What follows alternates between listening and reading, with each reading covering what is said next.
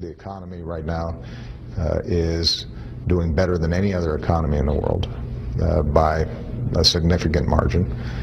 We remain the strongest nation on earth by far. And there are no existential threats facing us. But if we make some good choices now, whoever the next president is, whoever's controlling the next Congress, there's no reason why we shouldn't own the 21st century. All right, ladies and gentlemen, a man out of touch as we head into the State of the Union, and as mentioned, the ongoing situation with our soldiers being held by the Iranians. Let's welcome in my congressman, Congressman Scott Garrett, Republican from the great state of New Jersey, and he is a member of the Financial Services Committee and member of the Budget Committee. Hello, Congressman. Good to be back with you. Well, it's always great to talk to you, sir. So without any further ado, let's start with what's going on. We have, our soldiers being held, 10 of them, 9 men, 1 woman, reportedly, according to the Iranian news agency. And we're told they're in good condition. But what is Iran looking to send a message here, an in-your-face message to Barack Obama and the United States?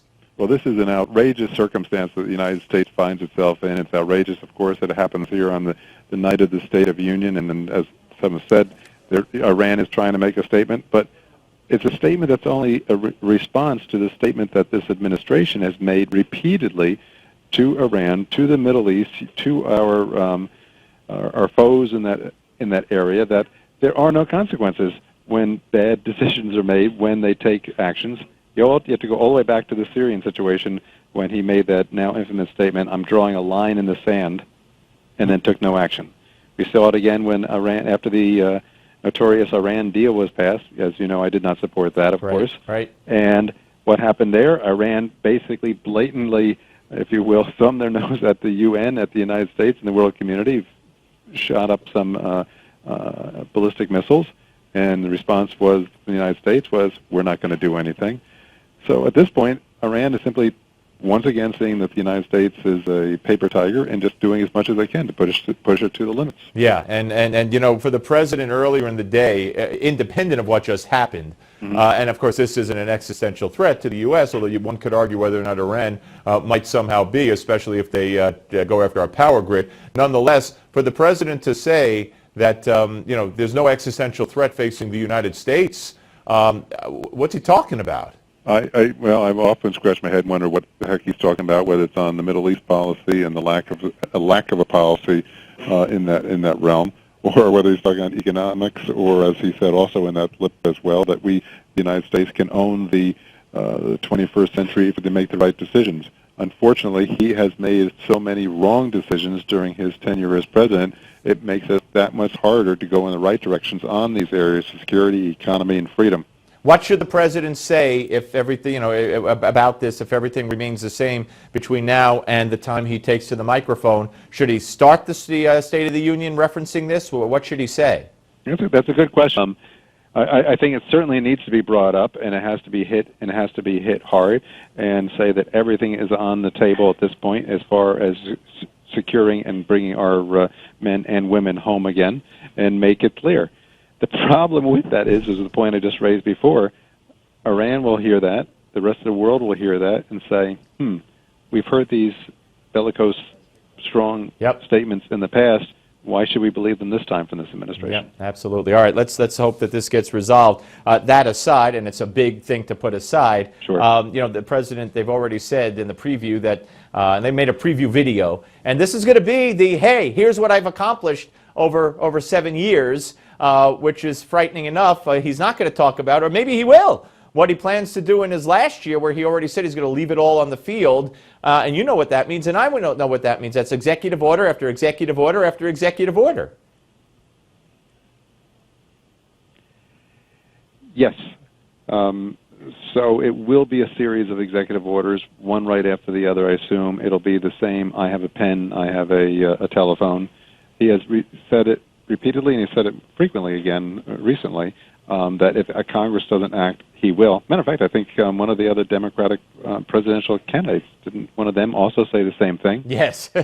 What's her name again? I keep forgetting. Yeah, which means that the constitutional scholar that we have in the White House doesn't understand the way the founders intended that the Constitution to be, that this is a republic, and it's one where the legislature creates, the Congress creates the laws, and the executive executes the laws. He is not supposed to be the creator of legislation. He's not supposed to be the one to come up with them and does it if he's not happy with what Congress does. When we are silent on something, when in Congress we do not pass a particular bill or not move on a particular initiative, that in itself is a decision by Congress representing our constituency that we do not want to take certain actions in certain areas, and it is not an open invitation for him to act unilaterally. All right, so let me go back. What else can we expect from him? I mean, he's going to tout accomplishments, and those accomplishments, you know, the American public, poll after poll shows, they don't consider them accomplishments. So what do you think we could expect here? Yeah, we'll hear tonight what we've heard in the last 7, I guess, State of the Union's address, that the economy is getting better, that people have jobs, that it's better than it was in 2008, that people have health care. He'll run down a litany of the same false promises and false accomplishments that he has in the past. But you and I could, and most of your listeners too, can take them off and say, that's not true, that's not true. Jobs. Yes, things are better for those people who have a job today than they were before when people didn't have a job at the height of the '08 crisis.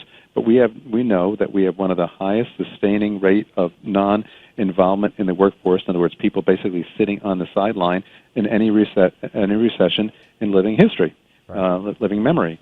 We know that as far as this discussion that we hear from Democratic challengers about redistribution of wealth, we have seen during his time that the middle class and the poor folks have not done well under his administration, who has the top 1 or 2%, where something like 60-some-odd% of growth and economic wealth has gone to the upper income strata, right, as opposed to the middle class. So the rhetoric doesn't match the facts, and it rarely does with these folks. Listen, Congressman, great to talk to you. Thank you very much, and we'll speak to you soon, sir. Good to talk to you. Take Congressman Scott Garrett, ladies and gentlemen. Up next, Texas Governor Greg Abbott will join us. But first, remember to join me tonight, 9 p.m. Eastern, for Newsmax TV's special State of the Union coverage with my colleague Ed Berliner, who will be hosting, as well as Dick Morris, Rick Unger, and more. That's tonight, 9 o'clock Eastern, only on Newsmax TV.